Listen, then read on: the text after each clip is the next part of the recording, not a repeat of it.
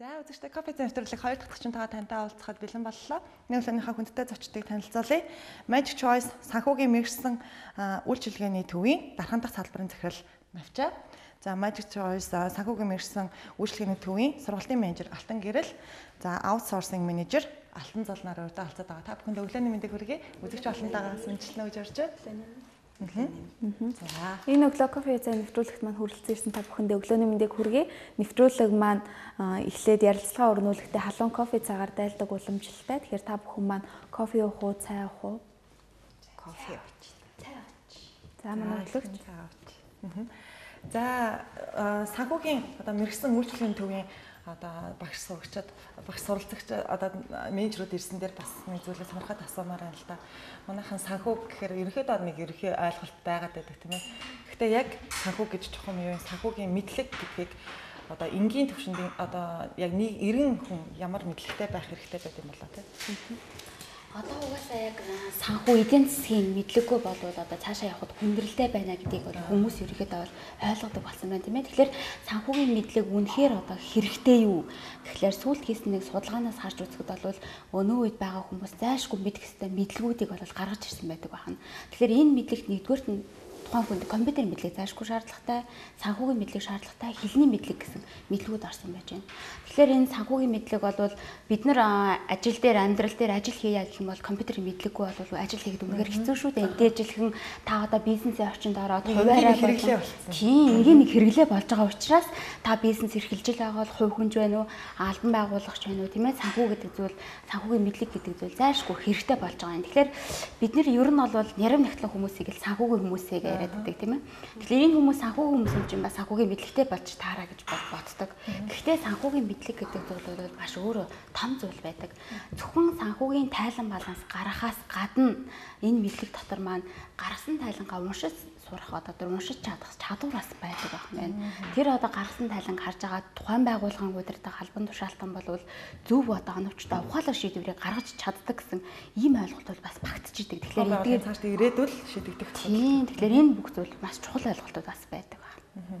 Тэгэхээр тэр санхүүгийн тайланг уншна гэдэг чинь бас өөрөө нэг чадвар болж байна тий. Ер нь бол санхүүгийн тайлангаа уншина гэдэг нь анализ хийнэ гэсэн үг юм л та. Тийм, санхүүгийнхаа анализ хийнэ гэдэг нь жишээлх юм бол манай 2014 оны санхүүгийн тайлан, 1-р улирлын санхүүгийн тайлан, 2013 оны 1-р улирлын санхүүгийн тайлан дээр одоо борлуулалт, орлого, зардал тий өмнөх үеийнх нь ашиг нь яаж гарсан бэ гэсэн тоон үзүүлэлтүүдийг хараад тэрэн дээр одоо жишээлх юм бол манай борлуулалт одоо борлуулалтын орлого буурсан байх юм бол бараа бүтээгдэхүүний чанар дээр анхаарах хэрэгтэй юм байна. Эсвэл бид нэр маркетинг хийх хэрэгтэй юм байна, тийм ээ. Эсвэл манай борлуулалт өндөр ашигтай байх юм бол бид нэр цаашдаа ажилчдынхаа цалин нэмээ урамшуулъя гэсэн ийм удирдлагын зөв шийдвэрүүд, тийм удирдлагын зөв шийдвэрүүд бол гарч явах хэрэгтэй. Энийг л ерөөсөө уншдаг байх хэвээр. Ямар ч хүн заавал санхүүгийн тайлан гаргах биш, гаргаж чаддгүй маа гэхэд одоо удирдлагууд бол санхүүгийн тайлангаа уншаад тухайн тайландаа одоо цаашдынх нь амжилтын ер нь бол үндэс болж байна гэсэн үг. Магадгүй тэр санхүүгийн талаар ямар ч мэдлэггүй нэ нөгөө санхүүчтэй няп одоо найдал за энэ маань ингээ болчтой юм байна гэж бол батлах зүйл дээр батлал гарын үсгээ зураал ингээ яваад хахад цаана магадгүй нэг сөрөг зүйл байгаахыг үгүйсэхгүй шүү дээ. Одоо тэр харахгүйгээр энэ тайлан дээр гарын үсэг зурж байна гэдэг маань болохоор эргээд одоо яг хуулийн одооны яг нэг хуулийн тогтолцоон дээр болохоор тайлангаа баталгаажуулж гарын үсэг зурсан, 1-р гарын үсэг зурсан хүн дээр эргээд хариуцлага нь явагдаж идэв. Тэгэхээр энэ хариуцлага нь одоо магадгүй ингээд бөөн татварын шалгалт орж ирж шүү дээ тийм ээ. Тэр үед нь ингээд бөөн акт торгуул ингээд тавигдаад ирэнгүүт нөгөө захирал маань ч гэдэг юм нөгөө 1-р гарын үсэг зурсан хүмүүс эргээ хариуцлагад унахаар болчихж шүү дээ тийм ээ. Тэгэхээр нэг бол одоо нөгөө акт тавигдсныхаа дараа нэг бол нэгтлангаа солиё гэж боддог. Нэг бол нөгөө магадгүй би өөрөө одоо санхүүгийн мэдлийг дээшлүүлэх юм байна гэсэн бас юу гарч ирдэг л дээ. Тухайн хүний маань бодол гарч ирдэг л дээ. Тэгэхээр энэ дээр бас нэг нэмж хэлэхэд бол одоо нөгөө байгууллагын одоо нөгөө оюутан гэж байдаг шүү дээ. оюутан одоо энэ оюутан хэр суралцагч вэ гэж харахын тулд бид нэр клинишийг авдаг тийм ээ. Дүнгийн хуудас гэж ярьдаг тийм ээ. Тэр дүнгийн хуудсыг харж за энэ одоо оюутан бол амжилттай суралцдаг юм байна гэж үздэг болоод одоо нэг байгууллагуудыг бол энэ хэр амжилттай байгууллага байна вэ гэдгийг харахын тулд бид нэр санхүүгийн тайлан гэдэг зүйлээс нь бол уншиж мэдж сурах хэрэгтэй гэсэн үг. Тэгэхээр нэгсэндээ оюутан гэдэг зөв хүнийг бол клинишээр үнэлж байгаа юм бол байгууллагыг бол ерөөсөө санхүүгийн тайлангаар одоо үнэлнэ гэсэн үг байна. Тэгэхээр санхүүгийн тайлан гэж байхгүй бол тухайн байгууллага өөрийгөө үнэлүүлэх ямар нэгэн боломж байхгүй болно гэсэн үг. Хэдийн мянга орлоготой байгаад эргээд бас л тийм яг зөв орлого гэл тэндээс бас шалтгааллах зүйл их болох юм тийм ээ. Тэгэхээр санхүүгийн тайланг бол маш чухал хамгийн гол зүйл нь гэж ойлгож болох юм байна л да. Тэгээд нэг ийм юм байдаг штэ. Одоо ч бас яг манад нэг жижиг дунд бизнес эрхэлдэг хүмүүс их болчихж нэг өөрийнхөө чадварыг үнэлээд нэг хүний дор ажиллахгүй гэдэг сэтгэлгээтэй бас хүмүүс их байл да нэг олон одоо нэг удирдах төвчний хүмүүс. Тэгэхээр тэр хүмүүс маань санхүүгийн ямар нэгэн мэдлэгтэй байж ээж тухайн байгууллага маань цаашаа үр дүнд илүү хүрээл явах нь юм тийм ээ. Тэгэхээр зөвхөн удирдлага мэдсэн байх шаардлагатай өөр одоо тэр тухайн байгууллагын ямар алтан тушаалтай хүн санхүүгийн мэдлэг зохиох мэдлэгтэй байх шаардлагатай бай. Одоо бол зарим хүмүүс би тэгтээ тэргүй тоонд дурггүй. Би тоо харахаас угаасаа ойлгохгүй. Надад бол сайн нэгтгэл ах болно гэж ингэж бодож байдаг л да. Гэтэл бол тийм байж болно. Гэхдээ тэр одоо нэгтлэнгийн гаргасан тэр алтан тооцооллуудыг удирдлага үнэхээр өөрөө хараад хянаж мэдгүй. Манай байгууллага ямар зардалтай байна, ямар ашигтай байна. Тэрийг хараад уншиж чадахгүй, тооцоолж чадахгүй бол эргээд нөгөө бизнес амжилттай хөгжихгүй. Дээрээс нь нөгөө нэгтлэнгийн гаргасан тэр тооцоололт ямар ч үр дүнгүй ашиггүй болно тийм ээ. Тэгэхээр тэр нэгтлэнгийн ажил бол ажилдаа дур сонирхолгүй болно. Дээрээс нь зөв үнэн бодиттой тооцоололт гарч ирэхгүй. Яг гэвэл тэр удирдлага тэр тооцоонуудыг огт мэдэхгүй учраас бас ийм асуудал гарч иж байгаа юм л та тийм. Тэгэхээр манай үзэгчдэд бас санхүүгийн мэдлэг ойлголтын талаар ярьлаа л да. Миний хувьд ер нь бол одоо санхүүгийн мэдлэггүй хүний тоонд орноо. Тэгэхээр яг одоо телевиз үзэн суугаа үзэгчтэй танаа байгууллага өөрсдийнхөө үйл ажиллагааныхаа талаар танилцуулахгүй юу? Олон бас сонирхож байгаа болов уу гэж бодож байна л да. За санхүүгийн мэрэгсэн үйлчилгээний төв гэж байна. За манай санхүүгийн Magic Choice санхүүгийн мэрэгсэн үйлчилгээний төв нь 2007 онд бол байгуулагдсан. Одоо 20 гаруй мэрэгчлэлтэн аутсорсинг багш нарын багтай Монголын мэрэгсэн нэгтлэн бодогчдын институтийн гишүүн байгууллага гэж явдаг. Тэгээд манай байгууллагын санхүүгийн мэрэгсэн үйлчилгээний төв маань та санхүү татврын тайлан гаргаж сурмаар байвал манай сургалтуудыг сонгож болно. Сургалтандаа бол няргийн сургалт, нэгтлэнгийн сургалт, программын сургалт, татврын сургалтууд гэд байж байна. Дээрээс нь гар аргаар тайлангаа гаргадаг нэгтлэнгууд байна. Заавал сургалтанд суух шаардлагагүй нэгтлэнгууд бол манай програм хангамж үйлчилгээ үзүүлдэг. Magic Finance гэдэг гар аргаар програмын ер нь санхүүгийн тайлан 80% ер нь автоматар гаргадаг. Гаргаж явах явцдаа бол санхүүгийн тайлан дээр ийм алдаа байна, баланс тэнцээгүй байна тий. Ажлын өснөгт буруу хэмж гэдэг юм уу одоо гаргаж явах бүх алдаагаа заадаг ийм санхүүгийн програм байдаг. Мөн санхүүгийн програмтай аж ахуйн нэгжүүд байж болно. Гаргасан санхүү татвар дээр тайлангаа тушаахад аудитор ороо гэдэг нэгтэй. Тэгэхээр манайх бас аудитын үйлчилгээ үзүүлдэг. Аудитын үйлчилгээ үзүүлээд зөвлөгөө өгж байгаа. Дөрөвдүгээрт бид нэр аутсорсингийн үйлчилгээ гэж байгаа. Энэ аутсорсингийн үйлчилгээ юу вэ гэхээр одоо манай энэ зах зээлийн нийгэм чинь жижиг дунд нэг аж ахуйн нэгжүүд маш их олон болсон байна. Яг цалинжуулаад ажиллуулж ирэхэд нэгтлэн аваад ажиллуулж ирэхээр болдгоо өөрөө нэгэ захирлаач хийдэг, нэгтлангаач хийдэг тийм ээ. Ингээд бүх ажлаа хийдэг ийм газар их байдаг шүү дээ. Гэтэл санхүүгийн шалгалт ороод татврын шалгалт орохоор нөгөө санхүүгийнх нь юмнууд нь замбраагүй иждэг, цаг наргүй тийм.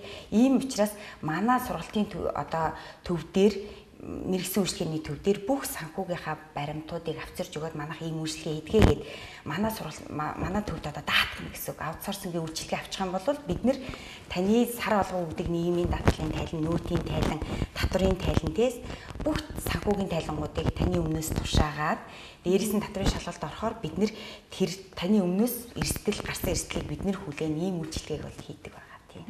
Тэр бас нэг нэмээд хэлэхэд ерөнхийдөө манад одоо Magic Choice мэрэгсэн үйлчилгээний төвд хандсанараа ерөнхийдөө санхүүтэй холбоотой бүхий л асуудлаа бол манайхаас бол шийдвүүлээд гараад явах бүрэн боломжтой гэж ойлгоо. Сургалтынхаа үйл ажиллагааны чиглэлүүдийг бас илүү дэлгэрэнгүй тайлбарлая. За сургалт гэхлээр ер нь бол менежерийн сургалт гэж бол байдаг тийм ээ. Тэгэхээр менежерийн сургалт бол одоо тухайн хүмүүст санаа өгөх зорилготой сургалт байдаг шүү дээ. Тэгвэл Нэгтлэн бодох бүртгэлийн сургалт бол илүү хариуцлагатай сургалт гэж ойлгож байна. Яг яагаад хариуцлагатай болчихваа гэдэг тийм ээ. Тэгэхээр тухайн одоо сургалтанд сууж байгаа хүмүүст бид нэгдүгээр санааг өгнө. Дээрээс нь одоо мэдлэг гэдэг зүйлийг заавал олгох хэрэгтэй. Тэр хүнд ур чадварыг нь эзэмшүүлэх хэрэгтэй. Энэ бүх зүйлийг тухайн суралцагчид өөрийн дадал туршил болгоод авах хэрэгтэй. Энэ бүх зүйлийг бид нэр заадаг учраас ер нь Нэгтлэн бодох бүртгэлийн сургалт бол илүү хариуцлагатай гэдэг байгаа л да. Тэгэхээр сургалтанд бол манай сургалтанд одоо суралцахыг хүссэн, санхүүгийн мэдлэгээ дээшлүүлэхийг хүссэн, санхүүгийн мэдлэгтэй болохыг хүссэн бүхэл хүмүүс бол хамрагдах боломжтой. Бид нар бол 2007 оноос эхлээд үйл ажиллагаагаа явуулах давал анх 14 оны сургалтыг бол явуулж байсан. Зөвхөн санхүүгийн тайлан гаргана программын сургалт гэж явж байсан.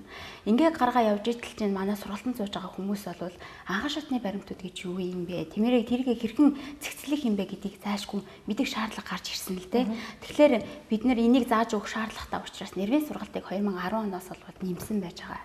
За програмаар бол татварын тайлангууд бүгд автоматар гардаг. Тэгэхээр хэдийгээр програм автоматар гаргаж өгöd байгаа боловч нөгөө нэгтлэнгууд маань суралцж байгаа хүмүүс маань тэр татварын тайлангийн талаар татварын тайлан хэрхэн гардаг талаар мэдлэгтэй болох хэвээр татварын хуулийн зэгцтэй мэдлгүүдийг бол олж авах шаардлагатай болсон учраас ийм учраас бид нэр 11 оноос бол татварын сургалтыг бол шинээр бол нэмж оруулсан байгаа. Тэгэхээр ингээд 4-7 хоногийн хугацаанд ерөнхийдөө манай сургалтанд сураад санхүү болон татварын тайлангаа гаргах бүрэн чадвартай болоод өгсөж байгаа юм. За гэтэл бас нэг дутагдaltaй бас байна л да. Зөвхөн санхүү татварынхаа тайлан гаргаад тэр хүн одоо байгууллагын нэгтлэн хийгээд явхад бас хүндрэлтэй. Тэгэхээр байгууллага дээр бол өдөр тутам санхүүтэй холбогдолтой маш олон зүйлүүд гарч ичиг учраас тэр тайлан гаргаж сурсан дээр нэмээд бусад тэр ямар зүйлүүд байдаг юм бэ? Өшөө санхүүгийн мэдлэг дотор байгаа зүйлүүдийг заах үндсэн дээрээс бид нэр энэ 14 оноос эхлээд санхүүгийн тайлан гаргах төсөл сургалт гэсэн нэртэй сургалтыг бол явуулж энэ оноос л эхэлж байгаа.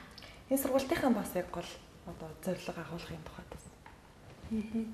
За энэ дээр болохоор бид нэр өмнөх 4-7 хоногийн хичээл дээр болохоор одоо суралцагч нар маань нэрвийн тухай, нэгтлэнгийн тухай ерөнхий ойлголтыг авч ирсэн. За тэгэхэд 5 дахь 7 хоногийн сургалт гэж ирснээр одоо өмнөх 4-7 оныхоо хичээл дээрээ тусдаа ингээд жижиг тайлангуудыг гаргаж явсан бол 5 дахь 7 хоногийн сургалтаараа бол нэг анги маань одоо баг болж байгаад одоо тухайн баг маань санхүү дээр одоо байгууллагын санхүүгийн үйл ажиллагаанд ямар зүйлүүд бий болдог гэдгийг бүр детальчж ингээд наривчилж нэг бүрчлээ ингэж үзэж бие даад суртгаар бол илүү давуу талтай гэж үзэж байна. Тэгэхээр сургалтанд ер нь яг ямар хүмүүс ямар сургалтууд хамрагдах боломжтой вэ? Одоо миний хувьд жишээлбэл сэтгүүлч хүн энэ тайлан гаргах сургалтанд хамрагдах боломжтой байд юм болов уу? Ерөнхийдөө манай сургалтыг бол заавалжгүй нөгөө нэгтлэн бакалавраарч гэдэг юм уу тийм ээ санхүүгийн мэдлэгтэй хүн маань бол суралцах ёстой гэсэн зүйл бол байхгүй. Одоо яг тухайн хүн маань өөрөө надад энэ санхүүгийн мэдлэг гэдэг зүйл хэрэгтэй байна гэж гэдэг юм уу тийм ээ. Тийм зорилготой хүн бол ерөөхдөө сурах бүрэн боломжтой. Тэгэхээр яг манай дээр ямар хүмүүс одоо голдуу суралцдаг вэ гэхээр яг өөрийнхөө бизнесийг шинээр эхлүүлж байгаа цаашдаа өөрийнхөө санхүү татварынхаа асуудал дээр ямар нэгэн тийм асуудалгүй цаашдаа явмаар байна. Би өөрийнхөө бүх юмыг өөрөө бие дааж мэдэж сумаар байна гэсэн хүмүүс дийлэнхтэй байдаг. За мөн одоо нөгөө дээд сургуулаа яг санхүүгийн чиглэлээр сурсан мөртлөө яг ажил дээр гараад ажиллаа хийгээгүй гэртээ хүүхдээ хардаг ч гэдэг юм уу гадаад руу явдаг ч гэдэг юм уу өөр ажил хийдэг ч гэдэг юм уу яг нөгөө өөрийнхөө үндсэн мэрэгжлээс хөндөрсөн хүмүүс бас байдаг байхгүй. Тэгэхээр яг тэр хүмүүс маань бас дийлэнхтэй бас мэдлэгээс сэргээж одоо яг одоо би цаашдаа ажил дээрээ гараад явхад бол толгой өвдөхгүй баймаар байна гэсэн хүмүүс бол бас их хамрагдах боломжтой. Тэгээд манай сургалтын хувьд бол түрүүн хэлсэн тийм ээ эхний 7 хоногт нэрвийн хичээл гэж үздэг. Тэгээд энэ нэрвийн хичээл дээр тэр анхан шатны баримтуудыг хэрхэн яаж бүрдүүлэх, яруу гэж хүн юу хийх ёстой, тийм нэгтлэн гэж юу хийх ёстой байдгийг ажил үрийн хуваарийн ялгаануудыг бас үздэг. Тэгээ 2 дахь 7 хоногт болохоор санхүүгийн тайланыг гар аргаар гаргаж үздэг. Тэр журнал гэж яагаад юу гэдгийг, тэр ажлын үс нэгт гэж яад энэ тэр баланс гэдэг зүйлийг яаж хаанаас харж нөхөж тавьдгийг ч гэдэг юм уу тийм ээ. За ингээд гар аргаар гаргаж сурцсан байгаа баримтуудаа нөгөө зэгцлээд бүрдүүлээд сурцсан байгаа бол эдгээрүүдийг одоо програм дээр яаж хийх вэ? Програм дээр одоо хийгээд ирэхээр нөгөө манай төгссөн суралцагч нөгөө багшаа энэ 7 хоног ингээд бид нар чинь гар аргаараа ингээд зууралдаад байсан чинь 2 цагийн дотор ингээд нэг тайлан гаргачихсан. Ямар гоё юм бэ багшаа гэсэн юмд гарч ирдэг л дээ. Тэгэхээр ингээд програм дээр ингээд тайлангаа гаргаад сурчиж байгаа юм чинь цаашлаад нөгөө татварынхаа тайланг бас яг яаж үздгийг ингээд одоо аж ахуйн нэгжийн тайлан, аж ахуйн нэгжийн орлогын албан татварын тухай хуулинд юу заадаг юм тийм ээ. Энийг бүр ингээд өдрөөр ингээд задлаад аваад үзчихдэг. Нөт дээр бид нар юуг анхаарах хэрэгтэй байдгийг, юуг бид нар гол барьж явах хэрэгтэй байдгийг тийм ээ. Цалин үнсний татварын талаар одоо хувь хүний орлогын албан татвар гэж юу байдгийг нөгөө бас нөгөө хүмүүс бас нэг сонирхолтой юм нөгөө хөнгөлөлт чөлөөлөлт гэлээд нь шүү дээ байр авахаараа ч гэдэг юм уу тэр талаар бүр задлж үзнэ бас нийгмийн даатгал дээр одоо тэтгэвэр тэмжээг ингэж тооцдгийг нөгөө текретийг ингэж тооцдгийг ажилгүйдийн даатгалыг ингэж ингүүл бид нар одоо ингэж одоо нийгмийн даатгалаа төлж явах юм тий хувь хүн талаасаа ч гэсэн айгүй их ойлголттой болж төгсдөг байгаа. Тэгээд 5 дахь 7 хоногийнхаа хичээл рүүгээ нөгөө өмнөхд үлдсэн 4-7 хоногийнхаа хичээл бүр ингэ базаад цогцолгож үзэж байгаа гэж ойлгож байна. Одоо нэрөө санхүүгийн мэрэгчлэлтэй хүмүүсийг бэлтгэдэг ихтэй сургуулиуд Монголд их байгаа. Тэгэхээр эдгээр сургуульд одоо сурах танаа одоо Magic Choice сургалтын төвд сурах хоёрын одоо ялгаа нь бас юу вэ? Мэдээж яг цаг хугацаа одоо хөрөнгө эдийн засгийн бас хэмнэлтийг өгж байгаа. Тэгэхээр Magic Choice-ийн давуу тал нь ихтэй сургуулиас юугаар онцлог давуу талтай байна. За ихтэй сургуулиас гэх юм бол одоо ихтэй сургууль дээр бол ерөнхийдөө онл голтоо үздэг тийм ээ. Оюутнууд маань болохоор голтоо нөгөө нэг яг нөгөө дээд сургуулийн хөтөлбөрийн дагуу бол голтоо онлыг үзээ явчихдаг. Тэгэхээр онлыг үзээд явхаар яг ингээ амьдрал дээр гараад тайлан гаргаад ирэх гэхээр яг ингээ хаанаас нь яаж барьж авах сайн мэддэггүй байхгүй юу? Одоо эхлээл тэр нөгөө шууд балансаа гаргах юм уу? Эсвэл шууд нөгөө татврынхаа тайлан гаргах юм уу гэд хаанаасаа яг барьж авах юм а мэддэггүй. Яг практик талтаа бол мэддэггүй. Тэгээ нэг ийм үг байдаг шүү дээ нөгөө жор мэдхгүй чавганцаас ирдэлээ. Зовлон биш нөгөө жор мэдхгүй ламаас ч левжээс илүү байдаг. Тийм нэг үг байдаг шүү дээ тийм ээ.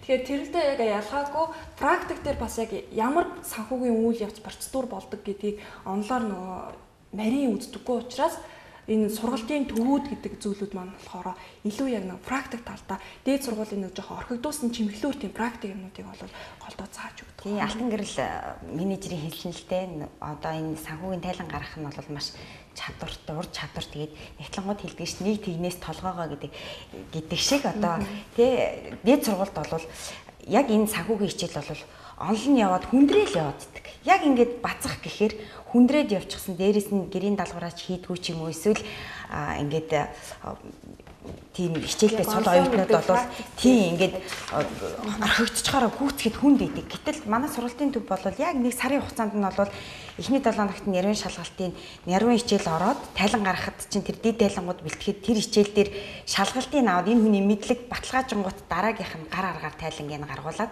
дараа нь нөгөө гаргасан тайлан програм дээр яаж гараад татвар дээр яаж гараад хоромхон хугацаанд бүх эхлэлээс нь одоо санхүүгийн цикл гэж байдаг. Тэр циклийг ерөөсөө эхнээс нь ахуулаад дуустал нь ерөөсөө тэр хугацаанд бацчих байгаа юм л да тийм.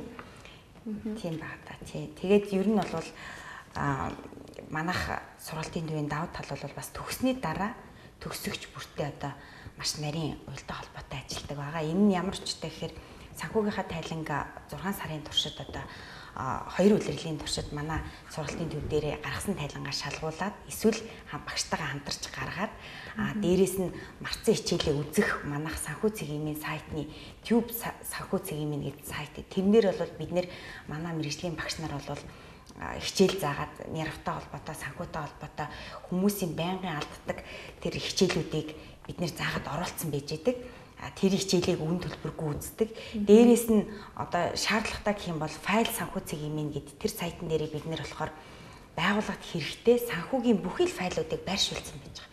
Тэгэхээр манай сургалтын төв төгссөн бол одоо магадгүй нэг томилтын хуудас ч юм уу хэрэгтэй болоо гэх юм бол файл санхүү цэгийн рүүгээ ороод тэр томилтын хуудсыг аваад ашиглаж байгаа. Тэгээд ашиглах боломжтой. Тэгээд бид нэр бол сургалтын орчин хичээлийн хэрэглэл гарын авлага бид нар одоо яриад л юм л та.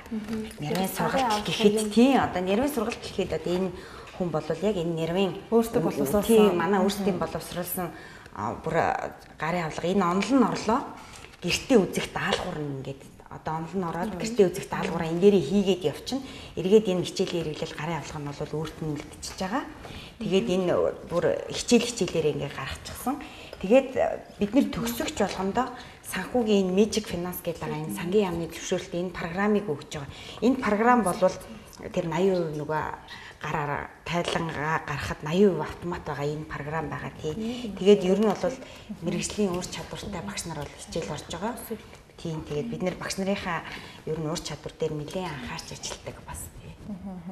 Ялцгүй альва сургалтын одоо төвүүдийн гол зүйл нь бол багш боловсон хүчин байдаг шүү дээ. Тэгэхээр багшлах одоо тэр боловсон хүчин тэдний ур чадварын тухайд бас Тэлгүй яах вэ багш нарыг бол хамгийн чухал хүмүүс байдаг тийм ээ. Тэгэхээр бид нэр багш нарынхаа одоо ур чадварт анхаарахын тулд энэ 2014 оноос 7 хоног бүрийн 6 дахь өдрийг дотоод сургалтын өдөр болгон зарласан байж байгаа. Тэгэхээр багш нараа өөрсдөө нэгтлэн бодох бүртгэлийн олон улсын стандарт, аудитын олон улсын стандартууд гэж байдаг. Эдгээр стандартуудыг нэг бүрчлэн бие дааж судалж үзээд бусад багш нартаа хичээл ороод явдаг. Тэгэхээр ингэж хичээл ордог маань ороод байгаа маань өөрөө эргээд тухайн багш нар маань мэдлэг мэдээлэлээ дээшлүүлээд авчин тийм ээ мэрэгжлийнхээ тийм туршлагаа содилоод одоо илүү туршлага суугаад мэдлэгтэй болчихно гэсэн үг. Дээрээс нь мөн заах ур чадвар нь энэ хэмжээгээр болоод дээшлээд явчихдаг байгаа. Тэгэхээр түрүүн бидний яриан дээр бас 4-7 хоног сургалтанд хамрагдсан суралцагчид маань ерөнхий мэдлэг, ерөнхий ойлголттой болсон. Тэгээд санхүүгийн тайлан гаргах төсөл гэсэн сургалтанд хамрагдах боломжтой гэж ярьсан. Яг энэ сургалтыг яагаад бас санхүүгийн тайлан гаргах төсөл сургалт гэж нэрлсэн бол энэ талаараас ярихгүй юу? Тийм төгсгөл гэдэг зүйл өөрөө бол эхлэлтэй төгсгөлтэй байдаг тийм ээ. Тэгэл тодорхой бүлэг хүмүүс нэгдээд нэг зорилготойгоор тодорхой үр дүнгээ харахын тулд бол явдаг. Тэгэхээр бид нар бол түрүүний хэлсэн 4-7 хоногт бол тайлангаа гаргаа сурцсан байгаа. Тэгвэл одоо бид нар тайлангаа гаргасан тайлангаа хэрхэн тушаахын одоо тайлангаа аудитын компани дээр очиж одоо ямар зөвлөмжүүдийг авахын тайлангаа одоо татврын шалгалт орж ирэхээр яаж хамгаалах вэ? Энэ бүх одоо санхүүгийн дээр болж байгаа бүхэл санхүүгийн цикл процессуудыг одоо өөрсдөө суралцах нараа бие дааж үзэх учраас бид нэр төсөл гэж нэрлсэн байгаа юм. Жишээлбэл одоо студид байгаа бүгдээрээ нэг одоо ангийн суралцагчд байлаа гэж бодъё л да. Тэгэх юм бол би бол зөвхөн кассинер болно. Кассийнхаа тайлан гаргана. За навчаас захирал бараа материалын тайлангаа гаргана. Үндсэн хөрөнгийнхаа тайлан гаргана. Тэгээд бидний гаргасан тайлан ерхий нэгтлэн гэж байна тийм ээ. Тэгэхээр та одоо ерхий нэгтлэн бодогч байх юм бол тусдаа бидний гаргасан тайланг та нэгтгэж санхүү татврын тайлан гаргана гэсэн үг. За тэгээд тайлан гаргасныхаа дараа баримтаа үдэд зэгцэлнэ гэж байгаа. За тэгэхээр баримтыг одоо хэрхэн үдэд зэгцэлэх вэ гэхээр ер нь бол ингэж үдэд зэгцэлгээ гэдэг бид нар бол нервийн хичээлээр ингээд өмнөх хичээлүүд 7 хоногт нь тий үзээд яваад байдаг байхгүй юу. Тэгэхээр 5 дахь 7 хоног ороод ирэнгүүт л ерөөсөө л ингэж зэгцлэх ёстой шүү. Энэ дотор чинь бүх зүйлүүд ингэж эмх зэгцтэй бүх одоо таны гаргасан тайлан балансууд маань бүгдээрээ ингээд эмх зэгцтэйгээр байх ёстой шүү гэдэг энэ зүйлийг бид нэр өөрсдөө 5 дахь 7 хоногт үдээд зэгцэлсэн гэсэн үг. За үүнээ дараагаар бид нар яг үгээр мөн тайлангаа тушаах авцсан тийм ээ. Бид нар бол яаж одоо хэрхэн тушаах юм бэ гэгээд ангаараа одоо бүгнээрээ очиод одоо төрийн сангийн хэлттэй татврын газар дээр очиж тушаана гэсэн үг. Тэгэхээр яг тэр байгууллагууд дээр очино гэсэн үг биш л те. Манайд сургалтын төвийн зүгээс тэр байгууллагуудыг төлөөлөөд манай төлөөлөгч нар багш нар сууж байна. Тэр хүмүүс дээр очиод энэ тайлангаа тушаагаад бид нэр магадгүй алдсан бол тэн дээр зөвлөмжүүдээ аваад тийм ээ. Тэр одоо татврын одоо албаны тэр байц авч байгаа хүмүүс маань ямар үүрэгтэй хүмүүс байдгийг энэ одоо байгууллагуудын талаарх мэдээллийг бид нэр тэр хүмүүст бас хүргэж ин гэсэн үг. За тэгээд үүнээс гадна одоо аудитын компани гэж ямар компани байдгийг, за төслийн компани, банк болон татврын мэрэгсэн зөвлөгөө өгдөг компани, улсын бүртгэлийн алба гэх мэтлэн энэ бүх байгууллагуудыг төлөөлөөд тэр суралцж байгаа хүмүүс тэр байгууллагын талаарх бүх мэдээллийг олгоно гэсэн. Тэгэхээр бүрэн одоо цогц одоо тэр мэдлэгийг л эндээс бол олж аваад байна гэсэн үг. Тэгэхээр танах бас яг санхүүгийн бусад одоо үйлчлэгээ зөвлөгөөг бас албан байгууллагуудад өгдөгөө гэдэг хэлжсэн. Ер нь бол санхүүгийн шалгалтанд орох гэж байна гэдэг ч юм уу. Эсвэл одоо байгууллагууд акт тавьжлаа гэдэг ч юм уу. Янз бүрийн асуудлаар танад бас хандаж зөвлөгөө авахыг хүссэн хүмүүс байдаг байх л та. Тэр тал дээр бас яг Magic Choice хэрхэн тусалж чадах вэ? Тийм. Ер нь бол манай мэрэгсэн үйлчлэгээний төв дээр ирдэг л дээ. Яана акт тавьлчлаа гэл. Нэг юм манай нэг таньдаг хүн ирж байгаа байхгүй. Би одоо ингээд нэг нэгтлэн аваад ингээд манай тэр нэгтлэн ажиллаа игээл яваад исэн. Тэгээд нэгтлэн маань ажилласаа гараад ингээд гинт намайг нэг өдөр татвараас дуудаад яасан гэсэн чинь танах нүүт дээр одоо маш их ингэж хэмжээний өртөө энэ өрөө яагаад төлөхгүй байгаа юм гэсэн. Нөгөө захирал тайлангаа үзгүйгээр л зураацсан. Гэсэн нөгөө нэгтэл нь бол нүүтийн паданыг одоо маш ихээр одоо борлуулалт маш ихээр хийгээд тэгээд нүүтийн өрөнд орчихсон ба. Тэрийгэ мэдхгүй захирал зураал исэн баг. Тэгээд одоо яана гэд нөгөө нэргсэн өнө хашгирыг өгч. Одоо би нөгөө нэгтлэн байхгүй. Одоо би танаас сургалтын төвд сурахаас гэд ингээд ирж идэг. Тэгэхээр одоо бид нэр өвдөхөөрөө ламд очдөг тий. Ингэхгүй тул энэ эрсдэлд орохоосоо өмнө одоо суралцах ер нь хэрэгтэй л дээ. Ийм байгууллагууд бол зөндөө байна тий. За тэгээд нэвтрүүлгийн маань хугацаа өндөрлөх тийш хандлан байна. Тэгээд бид хоёрын бас асууж амжаагаа зүйлийг багцлаад яг бүгэн хугацаанд мэдээлэл өгвөл. За сургалтынхаа давуу тал дээр бас манайх нэг өөрсдийнхөө онцлогийг бол нэг 3 зүйлээр тодорхойлмоор байгаа юм л да. Тэгэхээр энэний эхнийх нь бол түрүүний нөгөө хэлсэн санхүүгийн тайлан гарах төсөл сургалт гэсэн зүйл бол манай нэг том давуу тал байгаа юм. Яагаад том давуу тал юм гэхээр өмнө бусад нөгөө сургалтын төвүүд маань болохоор зүгээр санхүүгийн тайлан гаргаж сургана гэж ингэж яригдсан болохоос яг нөгөө санхүүгийн тайлан гаргахаас гадна өчнөө яг санхүүтэй холбоотой энэ деталь ажлууд бас явагдаж байдаг. Тэгэхээр тэр болгонуудыг энэ суралцагч нартаа, төгсөгч нартаа ингэж мэдүүлж өгдөгөөр бас их давуу талтай байгаа. Тэр одоо сургалт маань бол нэг анх ингээд нөгөө компани байгуулахаас эхлээд компани байгуулсны дараа одоо бизнесээ эхлүүлэхийн тулд эргэлтийн хөрөнгө авахын тулд банкнаас зээл авах хэрэгтэй тийм ээ. Тэгэхээр зээл авахын тулд яг ямар баримт бүрдүүлдэг тэр төслийг яаж үүдгийг тийм ээ. За ингэснээрээ цаашлаа нөгөө компани байгуулахын тулд одоо улсын бүртгэл дээр бүрдүүлэхийн тулд хөрөнгөний үнэлгээ гэж зүйл хэрэгтэй байдаг. Тэгвэл хөрөнгөний үнэлгээ гэж бас ямар зүйл гэдэг, ямар ач холбогдолтой байдгийг тэр талаар бас үздэг. За мөн одоо нөгөө өдөр одоо төтөтргөө санхүүгийн үйл ажиллагаа маань явагдаад эхэлсэн. Тэгвэл санхүүтэй холбоотой ажил гүйцэтгэх төтөтргөө гарч байгаа. Тэгэхээр тэгвэл тэр санхүүгийн одоо ажил гүйцэтгхүүнүүдтэй анхан шатны баримтуудыг бид нэр яаж бүрдүүлдэг юм тийм ээ. Тэгээд тэрийг хэрхэн яаж эргүүлээд нөгөө тайлан болгох вэ? Гаргасан тайлангаа яаж яг татвар дээр түрүүн алтан гэрэл менежер маань хэлсэн тийм ээ.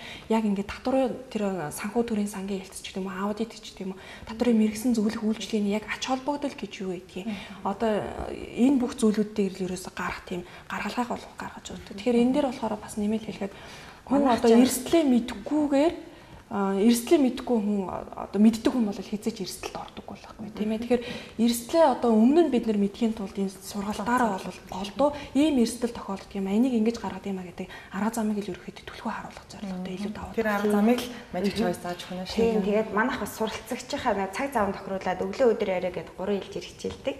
Манай сургалтууд суусан хүн бол орон нутагт ч гэсэн бас сургалт явагдаж байгаа юм чинь заавал зөвлөгөөг бол Улаанбаатар сурсан сурагч дарханд сурсан сурагч Улаанбатараас ч ирээд ингээд зөвлөгөө мэдээлэл бүх юм авчиж болтгоор бас таавал.